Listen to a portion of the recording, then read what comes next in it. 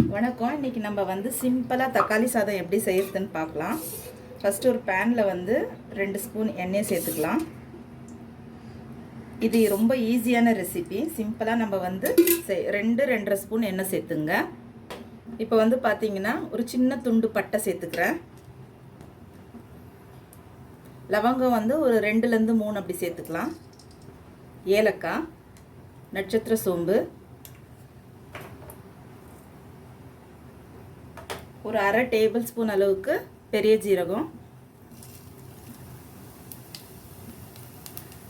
2 வெங்காயம் பொடிசாக நறுக்கி வச்சுருக்கேன். இதையும் நம்ம சேர்த்துக்கலாம்.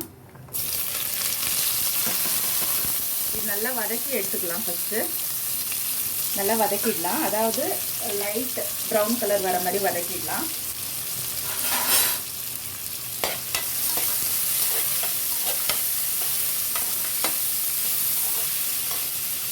பச்சை மிளகாய் வந்து ஒரு 3-4 கீரி வச்சுருக்கேன். ஸோ இதையும் நம்ம சேர்த்துக்கலாம். இது வந்து ரொம்ப ஈஸியான ரெசிபிங்க. சீக்கிரம், அதாவது அவசரமாக மார்னிங் வேலைக்கு போகிறவங்களுக்கெல்லாம் இது ஈஸியாக குக் பண்ணிடலாம்.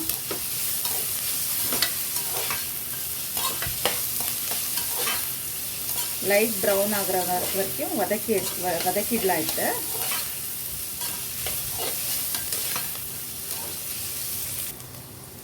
ஒரு 10 பல்லு பூண்டை வந்து நசுக்கி வச்சுருக்கேன். ஸோ இதை வந்து ஆட் பண்ணிக்கலாம்.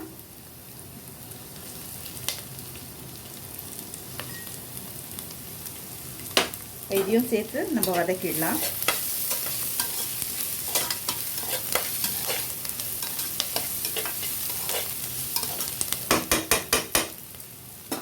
இப்போ வந்து பார்த்திங்கன்னா நான் 4 தக்காளி எடுத்திருக்கேன். பொடிசாக நறுக்கி வச்சுருக்கேன். ஸோ இதையும் நம்ம ஆட் பண்ணிடலாம்.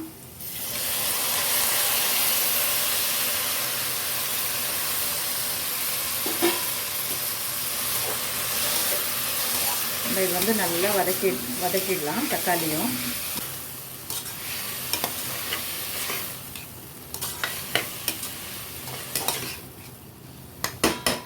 4-5 நிமிஷம் தக்காளியை நல்லா வதக்கிடலாம். தக்காளி நல்லா வதங்கிடுச்சு. இப்போ நம்ம வந்து அரை table spoon red chilli powder போட்டுக்கலாம்.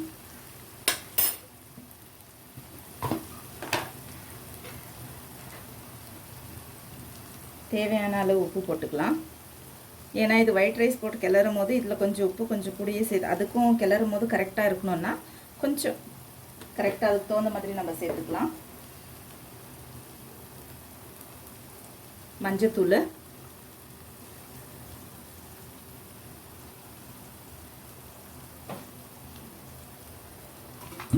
இன்னும் ஒரு கரண்டி எண்ணெய் சேர்த்துக்கலாம்.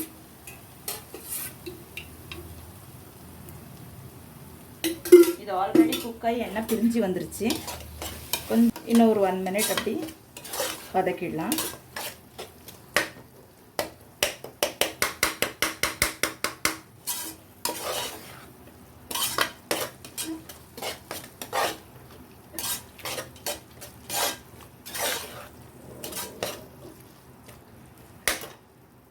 பாருங்கள், தக்காளி இது வந்து நல்லா எண்ணெய் பிரிஞ்சு வந்துருச்சு. ஸோ நல்லா குக் ஆகிடுச்சு.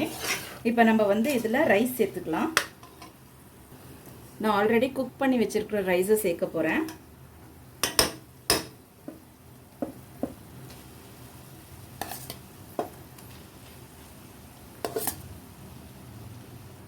நான் ஆல்ரெடி உப்பு சேர்த்துருக்கேன். உங்களுக்கு உப்பு பத்தலை அப்படின்னா ரைஸ் கிளறதுக்கு முன்னாடியே உப்பு சேர்த்துங்க. ஸோ இது மேலே கூட நீங்கள் சேர்த்துக்கலாம். பத்தலை அப்படின்னா நீங்கள் சேர்த்துக்கலாம்.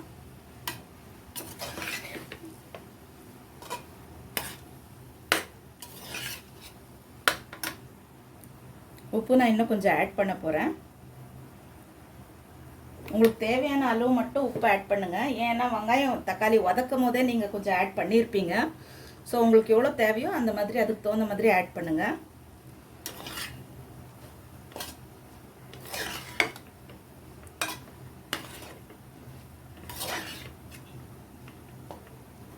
பாருங்கள், கிளறியாச்சு.